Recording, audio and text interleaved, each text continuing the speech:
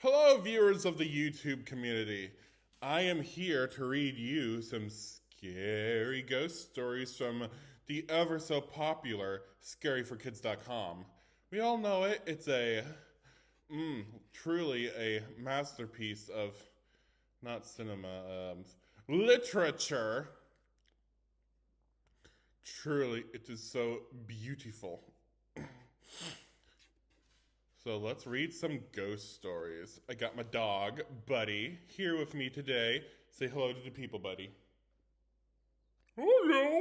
Oh, isn't he so genius? Yes, he is. Let's say we start with Diary of a Girl. January 28th, 2013. Diary of a Girl is a scary story about a little girl who has an imaginary friend named Lisa. This is created by Ocular Fracture and DeviantArt. You know, DeviantArt actually has some good artists. Has some good artists and good authors. This is Lisa. She is my friend. My mom and dad don't see her. Just say she is imaginary. Lisa's a nice friend. Today, I tried to plant a flower in the yard. I tried to plant it in the sandbox, but Lisa said that's where her daddy is sleeping, so I planted it in a cup of dirt. Lisa's at school with me today, a prior for show and tell, but Mrs. Monroe got mad because she can't see her. Lisa got sad, so she hid the chalkboard eraser. Yesterday was my birthday party. Mommy brought pizza, but no one came. Lisa said people came to the porch and left. But they left presents.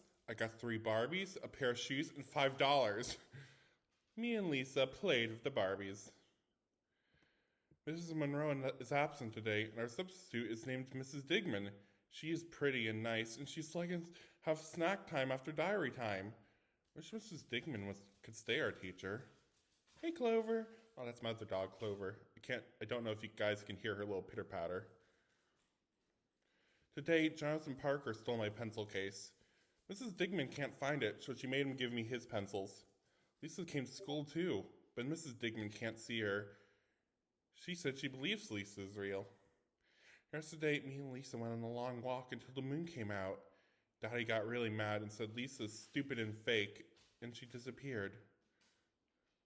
Today, Lisa didn't come to school, but Mrs. Digman says that Mrs. Monroe won't come back. Daddy was at work all day yesterday. He didn't come home to eat dinner. Today he's still at work. Mom packed me a pudding for lunch today. Pudding is my favorite. I miss Lisa. Daddy is real busy at work. He didn't come home at the weekend. Mom is mad at him. I want to write a letter for Lisa. Dear Lisa, I miss you. Please come back. I'm sorry for when my daddy was mean. You are my best friend. Lisa came back yesterday. She said sorry for leaving, and I told her my dad won't come home from work. Lisa said him and Mrs. Monroe are both sleeping like her dad. I hope they wake up soon. Spooky. I mean, it's a little basic, but at the same time, I think it's still pretty good. I like all the drawings to accompany it. I'll put a few in the thumbnail for the video. Ooh. House on Fire. Let's read that one. House on Fire is a scary story about 3 friends who spend a night telling scary stories and encounter a legend that becomes frighteningly real. Ooh, that sounds promising. Let me tell you about the knife in my life. The knife, I'm sorry. Water time.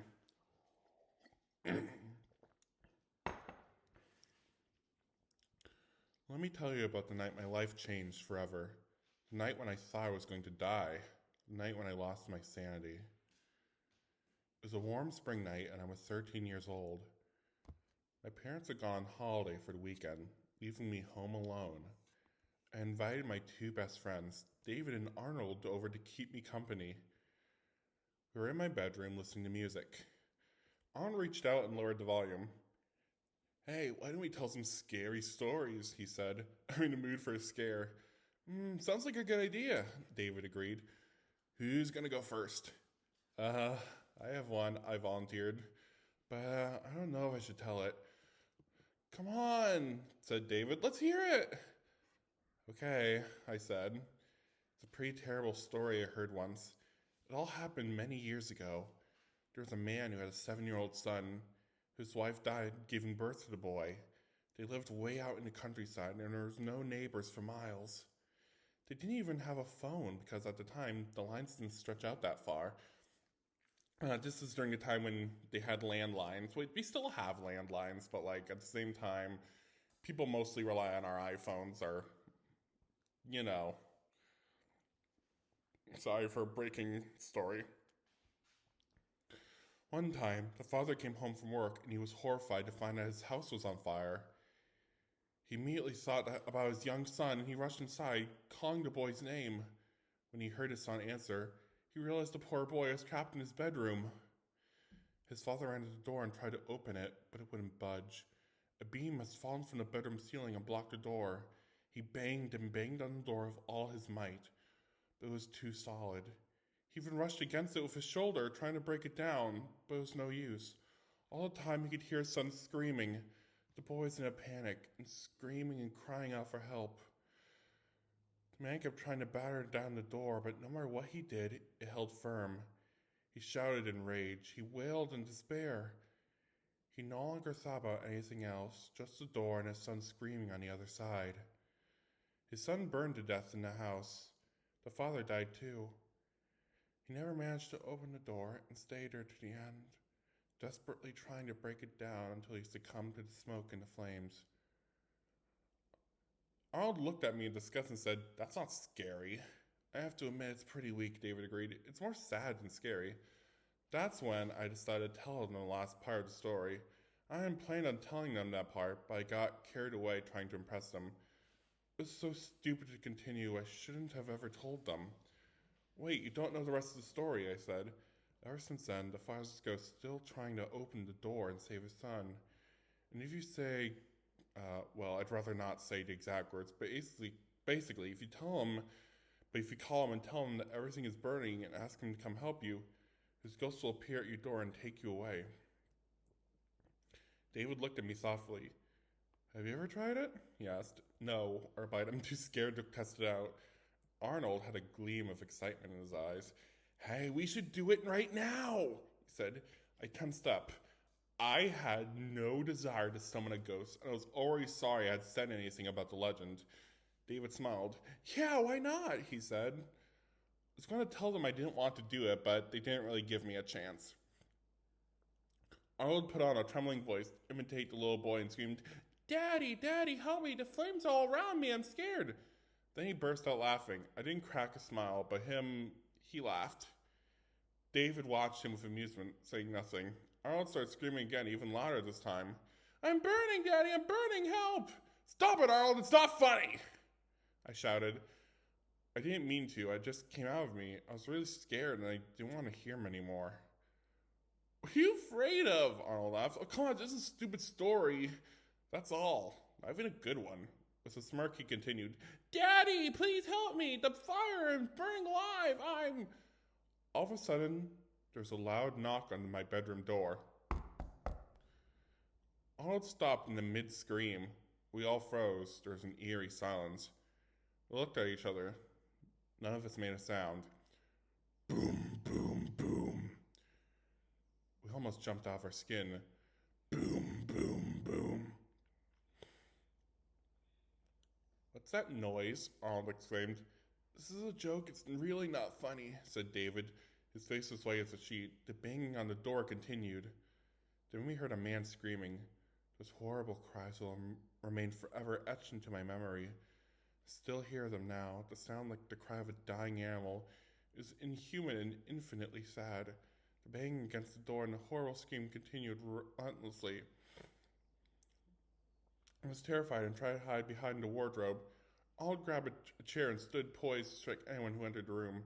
They were curled up against the wall. Tears were streaming down his face. "No, no," he cried. "What is this? I'm scared." Immediately, the screaming outside the door grew stronger, even more harrowing, even more terrifying. The banging on the door grew louder. I thought I was going to fly off its hinges. Then panic seemed to overcome David. I can't take anymore, he wailed. I've got to get out of here. With that, he ran to the window and opened it. No, I cried, don't! But before I had time to finish my sentence, he jumped out the window. I heard him fall. For a brief moment, everything was silent. Then he cried out in pain. Ah, I fell! I hurt my back! Ah, I'm hurt!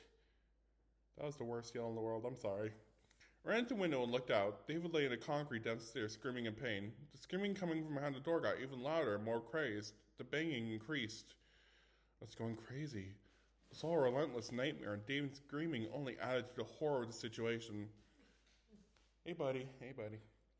Arnold, especially since Arnold and I were too scared to leave the room to help him. Then I smelled something. I hadn't noticed it at first, but now the air in the room was filled with this awful stench. It was suffocating. The smell of burning flesh. It was unbearable.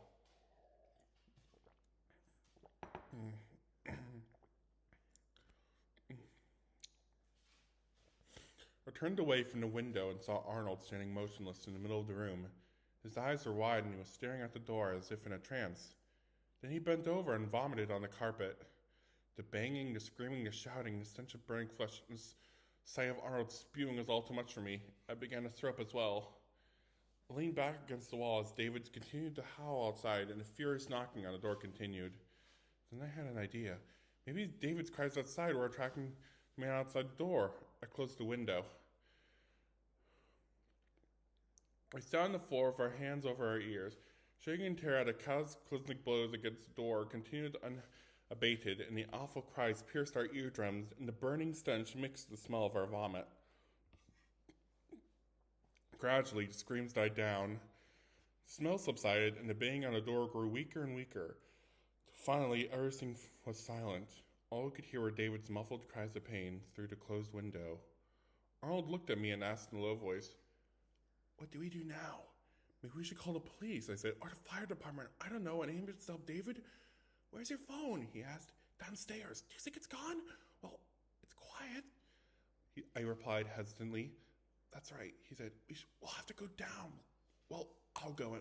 Anyway, it's gone, right?" "I guess so," I said. Arnold got up slowly and hesitantly walked to the door. I gently seized the handle, pushed the door open, and peeked into the hallway. It was empty. Then, with a smirk on his face, he turned to me and said, "It's crazy, the door was open all this time. Stupid ghost." But he didn't have time to finish his sentence.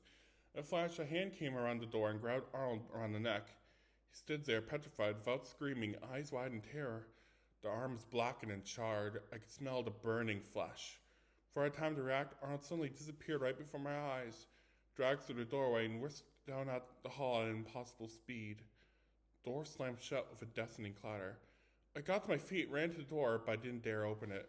I called Arnold's name again and again, but there was no response. I still couldn't bring myself to open the door. I was afraid that the charred man was still there.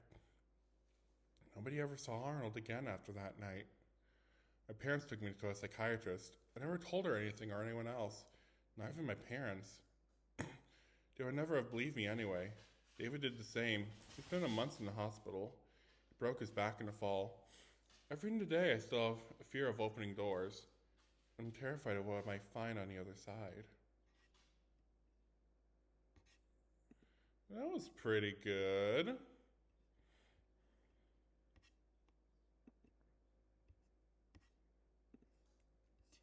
It was longer than the last one.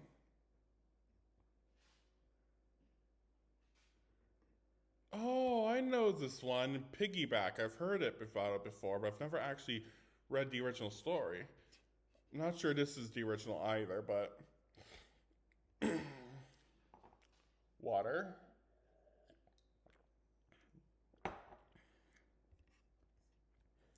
There was a married couple who had one young son. Even before their son was born, the couple's marriage was on shaky ground. As the years went by, the mother and father fought all the time. Their arguments became more frequent, and they talked about getting a divorce. In the end, they stayed together for the sake of their son, but the arguments continued, and the fights became more and more violent. By the time their son was 5 years old, the couple had grown to hate each other. One night, after he had put the boy to bed, the mother and father got into an enormous argument. The father The father flew into an insane rage and murdered his wife. When he came to his senses and realized what he had done, he set about disposing of the body. He dragged his wife's corpse into the garage and put her into the boot of his car. The boot being I'm spacing on the name, I'm sorry. The trunk. That's what they call it in like the UK. The boot. Oh, that means either Irish, Scottish, or British person wrote this version of the story. Then he drove out to the mountains. Under the cover of darkness, he slung her dead body over his shoulders and carried her out to a marshy swamp nearby. He dragged her out into the foul-smelling muck and watched as her corpse sunk into the murky depths. As dawn was beginning to break, he returned home to clean up to take a shower. No matter how much he scrubbed and scrubbed, he couldn't seem to get rid of the sickening smell of the swamp. He slept for a few hours, and when he woke, he started to think about what he would do if his son asked where the mother was. He decided to tell the boy that his wife had gone to stay with her sister for a while. However, when his young son got up for breakfast, he never mentioned his mother at all. He just stared at his father and said nothing. The man could still smell the odor of the muck from the swamp where he had buried his wife. He took an air freshener and began spraying it around the house, hoping to mask the unpleasant scent. It made him feel sick.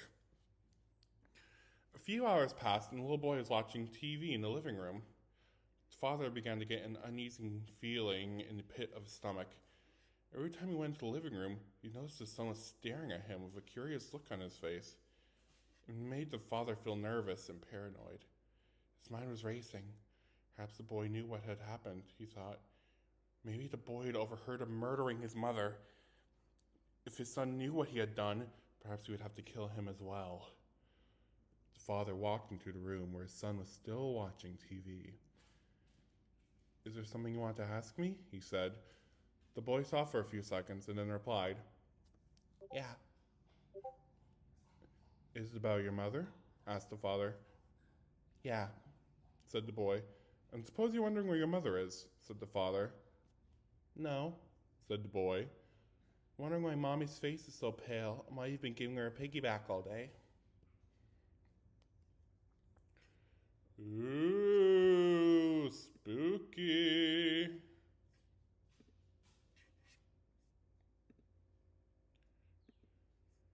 Yeah, so to clear up for some people, the piggyback position, that's how he carried the body. So her ghost is on him. And that's why the smell won't go away.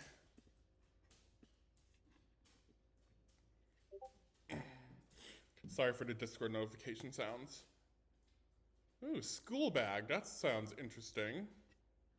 A little picture they got here is actually pretty nice. That looks like that's a pretty bag. It's cute. I had a bag that kind of looked like that. It was made of a red faux leather, but it fell apart. It was vintage, so oh well. One of my favorite bags, though. The school bag and the spooky tale is the spell. I'm gonna refill my water real quick.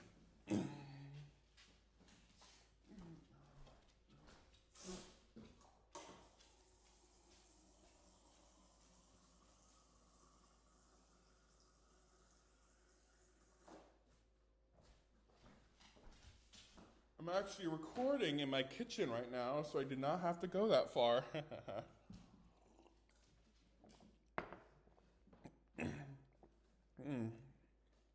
Oh, this is another Japanese story. Actually, I don't know if Piggyback is a Japanese story. I think it is, but I think it may just be from somewhere in Asia.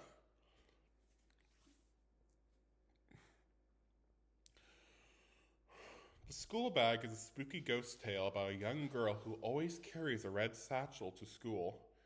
When she mysteriously stops coming to class, her fellow students begin wondering what happened to her. The story was inspired by parts of a Japanese manga by Hideshi Hino. Ooh. Let's look him up. Hideshi Hino. Oh, going for guinea pig, flower of flesh and blood. That's an interesting name. Occult Detective Club, The Doll Cemetery, Death Train, Guinea Pig, Mermaid in a Manhole, Bara no Meikyu, Panorama of Hell, The Red Snake, Hell Baby, The Bug Boy, Town of Pigs, Lullabies from Hell. Oh, the art style is pretty interesting looking.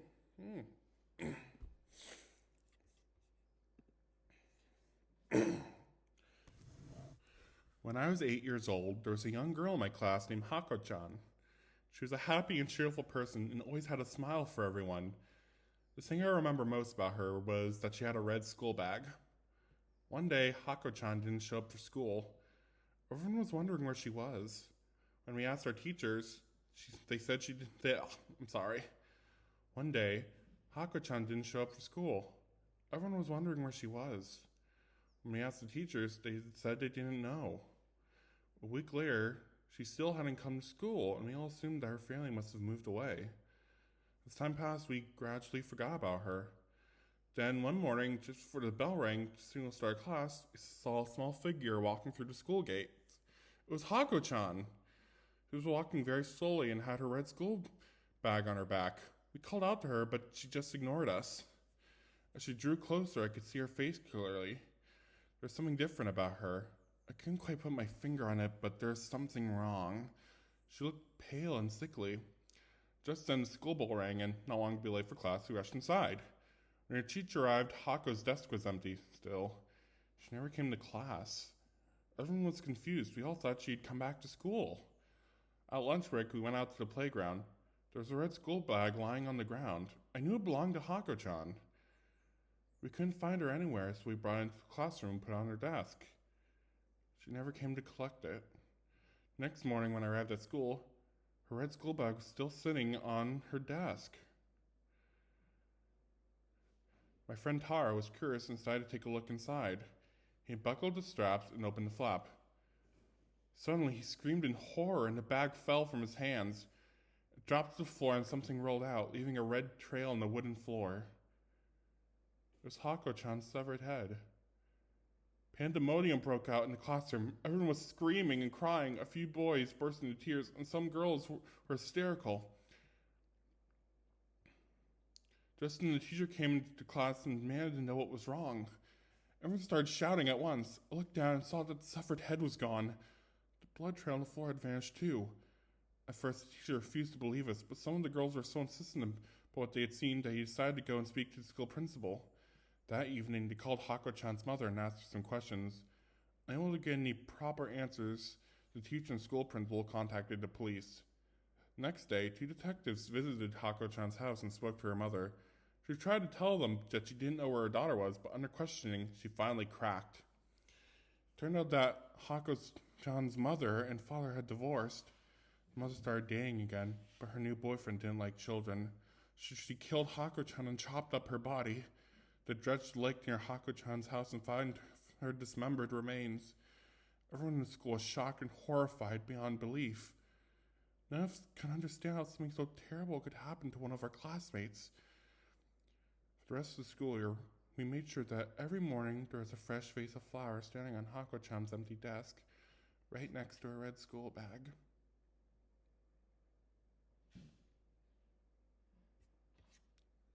Well, that's just really sad.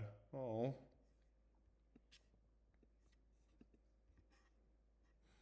Poor Hako-chan.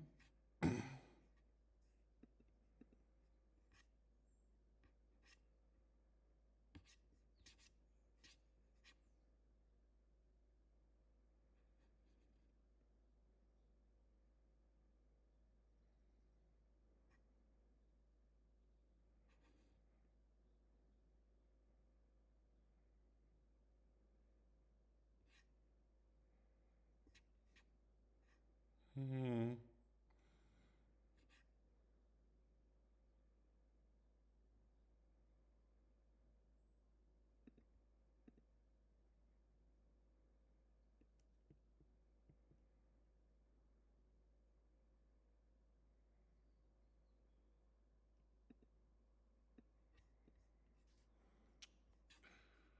What other ones could I read?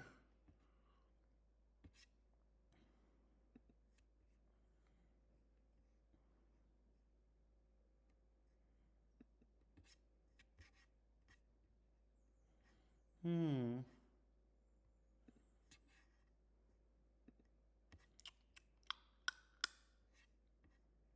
Oh, Harry, that's another imaginary friend story. So, let's not. Friends forever. Same. Take a blood oath. Promising all to be together. Family gathering looks like it could be pretty creepy. Who hates birthdays? A family gathering, a scary ghost story about a girl who hates birthdays, especially her 14th birthday. Let's give it a shot. I've always hated family gatherings, and my birthday most of all. Year in, year out, it's always the same. The birds are making a lot of noise outside today. Everyone going through the motions, everyone plays their part. Mom bustles about the kitchen, preparing finger food and greeting the guests with a fake smile plastered across her face. My dad always drinks way too much and staggers around, laughing too loud and slapping people in the back too hard. My grandmother smothers me with kisses and I shudder with disgust as I feel her hairy chin brush against my cheek. My uncle bombards me with questions, asking if I have a boyfriend yet, and if not, why not? My aunt tells me all about her daughter and how, well, perfect she is and how she's doing at school. She always takes pains to mention me, how smart she is, and how she's so much smarter than me. My little cousins race around the house like cockroaches, stomping on the floor, jumping on the stairs, squealing and hollering at the top of their lungs. They climb over furniture, crawl under tables, pulling and tugging at everything in sight. Nothing goes untouched by their grubby little hands, and around they go like rats on a wheel. Honestly, can't believe I'm related to these people, but I have to hold my tongue. I don't want them to resent me more than they already do. The table is lined with soggy sandwiches and stale chips. Bottles of wine are followed by bottles of whiskey and vodka. They all sit around the living room, gulping down their drinks, swapping stories about the good old times, and boasting about themselves. I cringe as I listen to them laughing and cackling like a bunch of hyenas. It's enough to drive anyone insane.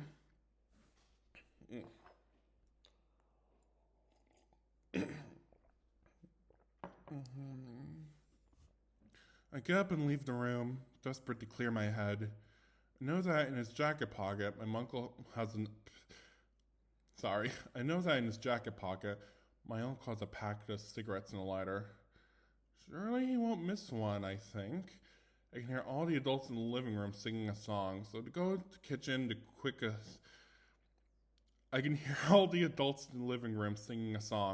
so I go to the kitchen to sneak a quick smoke.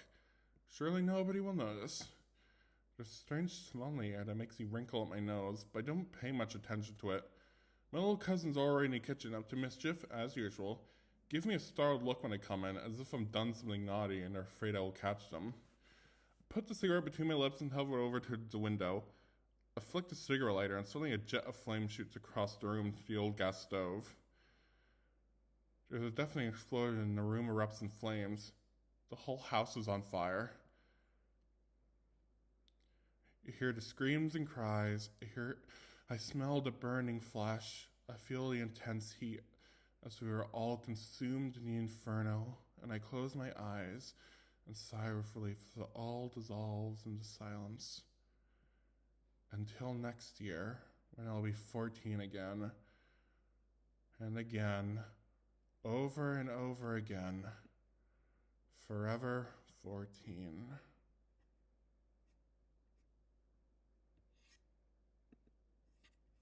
Damn.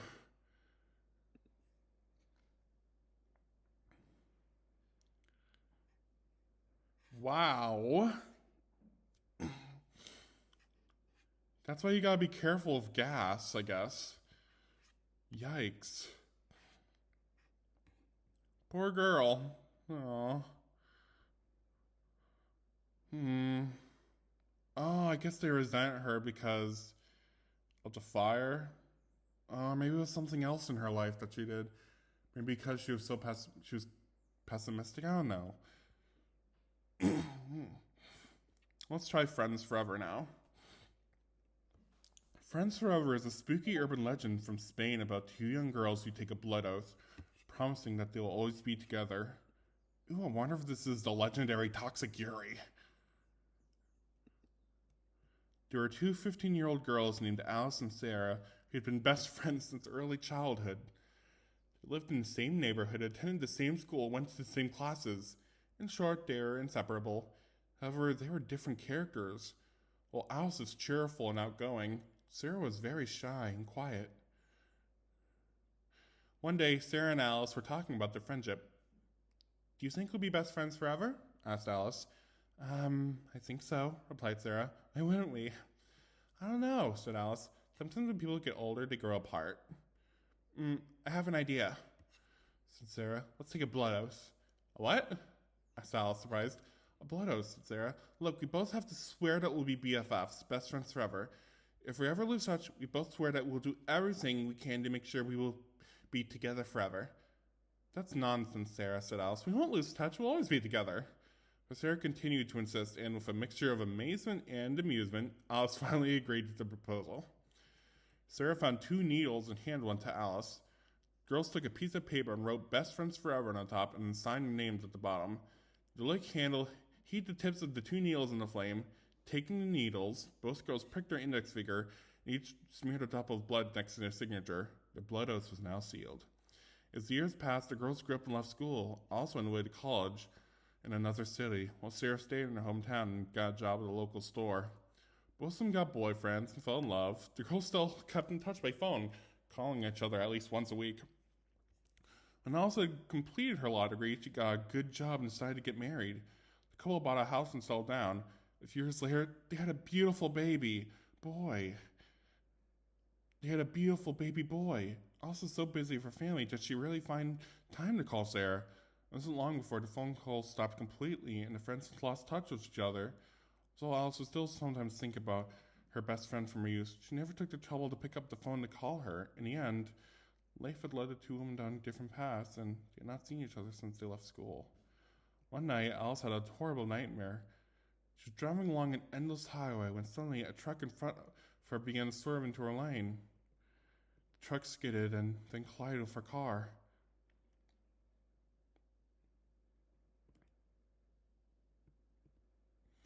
She woke up suddenly, soaked in sweat. Just as she was trying to calm herself down, she heard her front doorbell ringing. She glanced at the clock by her bedside and realized it was after 3 a.m. Her husband was fast asleep on the other side of the bed. At that moment, the doorbell rang again, insistently. Wondering who could be coming to visit at that time, Alice got up, threw on her nightgown, and went downstairs. Opening the front door, she was shocked to see a woman standing on the porch.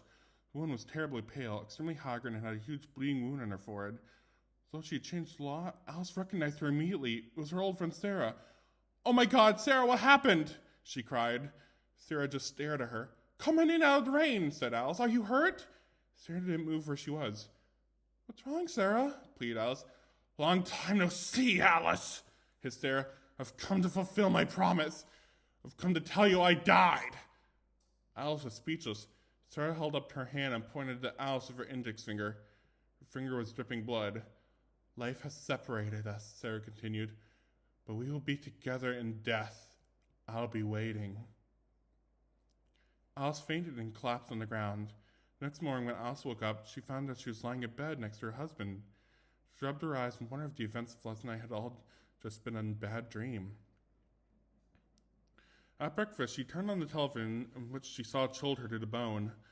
The local newscaster was saying that the night before at 3 a.m. there had been a fatal traffic accident. A truck had collided with a car on the highway. The driver of the car had been killed on impact. The driver of the car was a woman named Sarah. From that moment on, Alice's life became a living hell. She barely ate a thing. She got to pick up her child from school when she went to work, she couldn't concentrate on her job. Every night, she had the same terrible dream. She would wake to the sound of the front doorbell ringing. She would open the door and find Sarah standing there, her bloody index finger pointing straight at Alice. Each time she said the same thing, "I'll be waiting."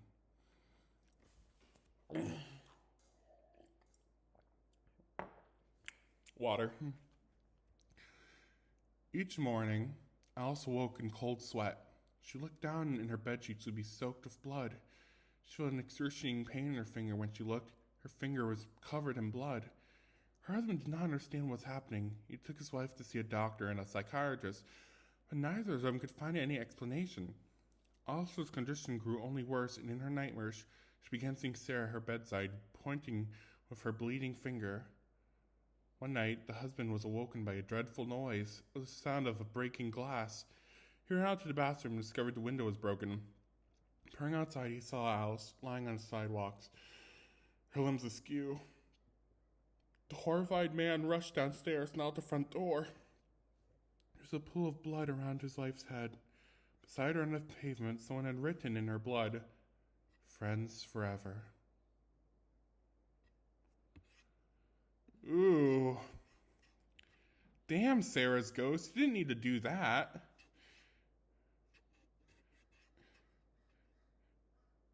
It wasn't,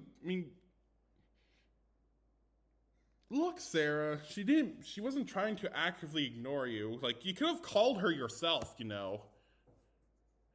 You didn't have to, your ghost did not have to come back and kill her. That's not what besties do. Oh my gosh. This one's interesting. Clawfoot bathtub. Oh, you mean like the thing from That Before Christmas? Oh, yeah. The Clawfoot bathtub is a short, scary story about a young girl who's afraid that something is evil lurking... about a young girl who's afraid that something evil is lurking in her bathroom. Oh, come on. Bathrooms are sacred. Evil things know not to lurk in bathrooms, because, what happens in your bathroom and you walk in on something? What happens if a ghost is in your house and walks in the bathroom and you're, taking a monster dump? You're really sick and it's ugh! And they have to watch that. No. The bathroom is, the number one sacred place. It's off limits. Yeah. Maybe if you're, maybe if you're in the shower and, everything's steamed up, they'll write, a spooky message on the wall, not the wall, the mirror in, the mist. And they'll be hey, they'll be I'm watching you, or they'll write your name. But, other than that, no, there's, there are rules. Oh, hey, the picture has eyes on it. Ever since her parents bought the Clawfoot bathtub, Janie had felt ill at ease when she went to the toilet. Her father said it was a vintage Victorian tub, but she suspected he had just gotten it cheap from an old antique store. Or everything they owned was used. Her father could never resist a discount. Something about the antique bath bothered her. Perhaps it was the dark, ugly reddish-brown stains on the porcelain. Oh, no, dude. You don't buy a used bathtub that has stains on it, dude. Who knows what the hell they were using that thing for? Who knows, dude? Who knows? They could have been using it for, autopsies or shit. Ew. Maybe it was the way the gnarled cast iron legs of the bath jutted out at an odd angle. It looked like the paws of some monstrous, misshapen beast. Sometimes she imagined the bathtub suddenly standing up and scuttling out of the bathroom while her back was turned. It sounds kind of cute, actually. It should be just like The Night Before Christmas, the walking bathtub. Yeah, that was cute. Janie was almost 13 years old, but her mother still treated her like a child, telling her when she needed to get up, when to do her homework, when she could watch TV, and when she had to go to bed. Parents seemed to argue constantly about everything. Even the slightest thing would spark a feud that lasted for hours. She couldn't remember a time when there had been peace and quiet in the house. All day long, her mother and father would beat each other's throats, having argument after argument. Often at night, when her parents were yelling and screaming, Jane would put a pillow over her head to block out the noise and cry herself to sleep. With all the chaos at home, the young girl sometimes felt as if she was losing her mind. Oh, poor Janie. 13's a very delicate age. 13 to 20, very, very delicate age. Lately, she had begun to doubt her sanity more and more. Every time she went into the bathroom to take a shower or brush her teeth, she would see things out of the corner of her eye. Reflected in the mirror, she could see the Clawfoot bathtub behind her. Once she thought she saw blood running out of the faucet, but when she turned to look, tabs weren't running.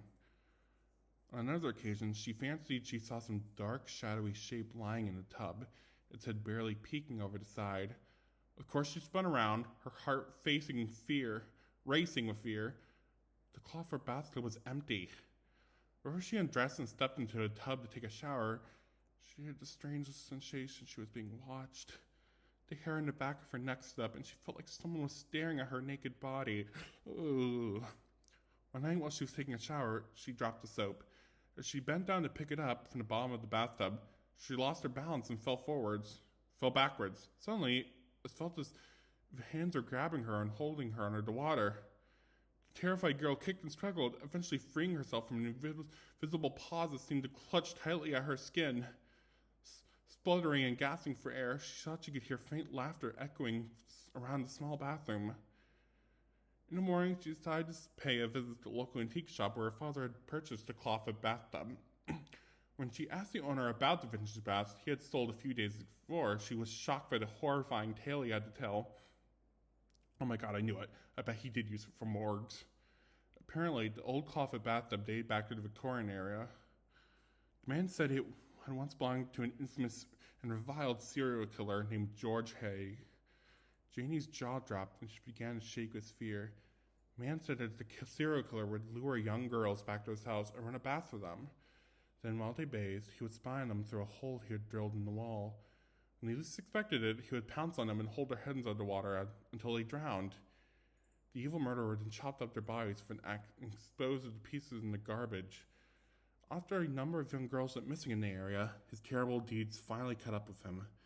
A neighbor was snooping around his trash when she came across the grisly remains and contacted the police. They arrested him and put him on trial. He was found guilty and executed by hanging. Janie was terrified beyond belief. She realized she had to convince her parents to get rid of the cloth bathtub before something horrible happened. The young girl ran back to her house as fast as her legs could carry her. When she got home, she found her father sitting alone in the living room sofa. The TV was off and the house was deathly quiet. "Where's Mom?" asked Janie. "She's upstairs taking a bath," said her father. "I'll go check on her." Janie sat on the sofa while her father went upstairs. The house was so quiet and unnerved her. She wasn't used to this much silence. Suddenly, she heard a series of short, sharp clunks coming from upstairs, followed by slow, deliberate footsteps that echoed across the ceiling and traveled downstairs. Her father appeared at the door to the living room. His eyes were glazed and he had an odd look on his face. Then she noticed he was holding a bloody axe. "Your mother's finished," he growled. "Now it's your turn to take a bath."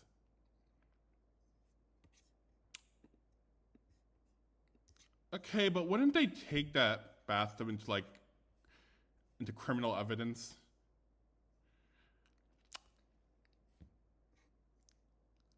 Yeah, no, I don't think anyone would want the murder tub after that. Not passing my smell test. I had fun with it though. It was a fun read.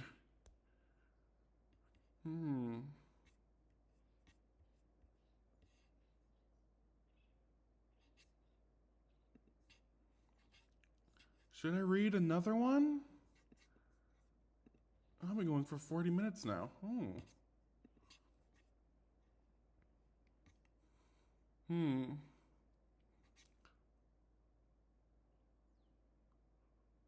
Handprints, another Asian one. Wristbands. Oh, I already know about wristbands. That's a pretty common one. It's a pretty well-known one. So, true ghost stories. Abigail, but it's a picture from Are You Afraid of the Dark?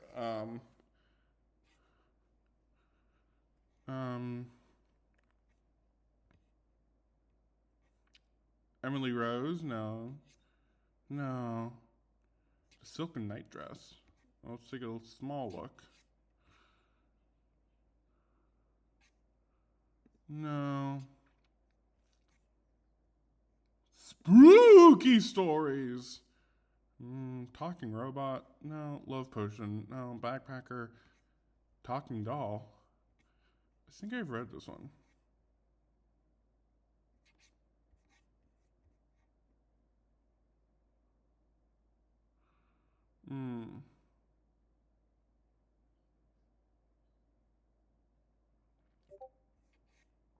Talking doll. The Talking Doll is a scary tale about an old woman who loves dolls and a young woman who hates them. Oh, I haven't been reading the dates. October 9th, 2009. 4-minute read. Yeah, I should start doing that more. Next time I do this. Well, let's look at my Discord notifications real quick.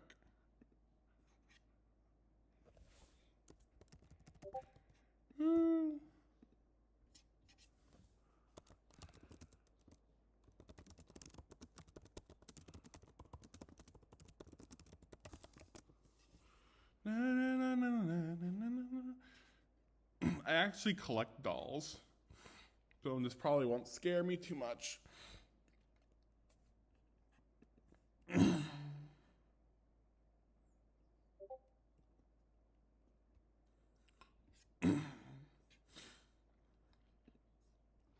There's an old couple who hired a new maid to help around their house. The wife had a huge collection, and the maid was expected to dust them once a week. A huge doll collection. Oh. Okay, I'm getting a lot of Discord notifications. I'm gonna quickly mute my server for like 50 minutes. Sorry, let's start again. Water.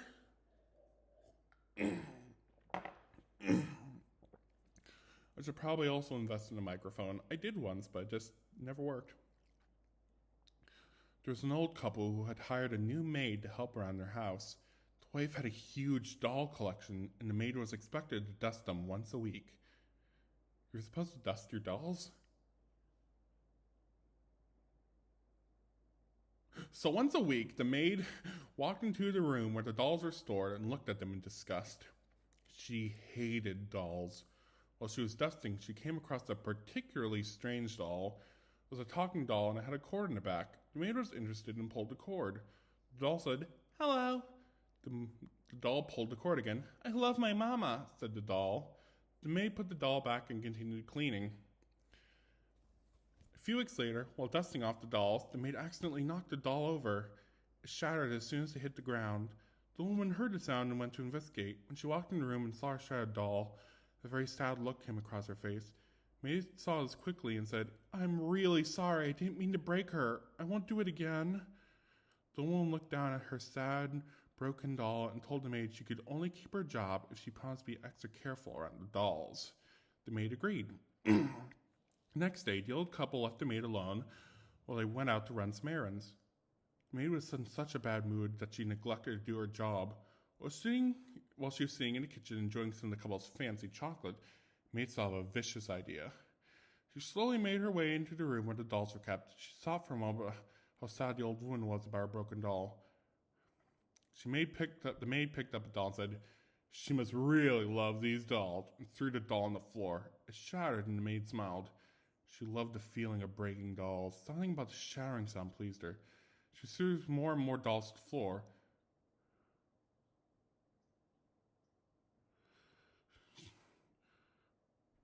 She was still in her doll-killing rage when the old couple came through the door. The old woman ran to her broken dolls, looked at the maid with a baleful expression and asked, "What are you doing?" The husband, seeing his wife so upset, immediately told the maid she was fired. What does baleful mean? Threatening, harming, and menacing. "What are you doing?" The husband, seeing his wife so upset, immediately told the maid she was fired. The maid collected her things and left it in an even worse mood than before. She was so angry that later that night she snuck back in the old couple's home. Knowing she would be sound asleep, she crept into the kitchen, found the biggest knife she could, and made her way to the bedroom. Next morning, the maid returned to the house and acting like an innocent bystander and told the police she worked for the couple. She played the sorry victim, that she had lost good friends. She told the police that the couple were loving, nice, and caring people, and she had no idea why anyone would want to kill them. At that point, she slowly walked in the house, saying she wished to make sure no one had hurt the old woman's precious doll collection. She got to the talking doll, she picked it up, pulled the cord. "Hello," it said. She pulled the cord again, and it said, "Why did you kill my mama?" The maid looked horrified. "What did you just say?" "Why did you kill my mama?" asked the doll. The woman stared in shock. She kept pulling the cord. "Why did you kill my mama? She was a nice mama. Loved her very much. Why did you kill my mama?" The maid stared at the doll. She could not believe this was happening. "You killed my mama!" The doll screamed. The maid threw it to the ground and ran from the house. Next morning, the maid was found dead in her bed. In her arms was a talking doll. When investigators pulled a cord on the doll's back, it just kept repeating, "She killed my mama, she killed my mama, she killed my mama." Well, that wasn't very good.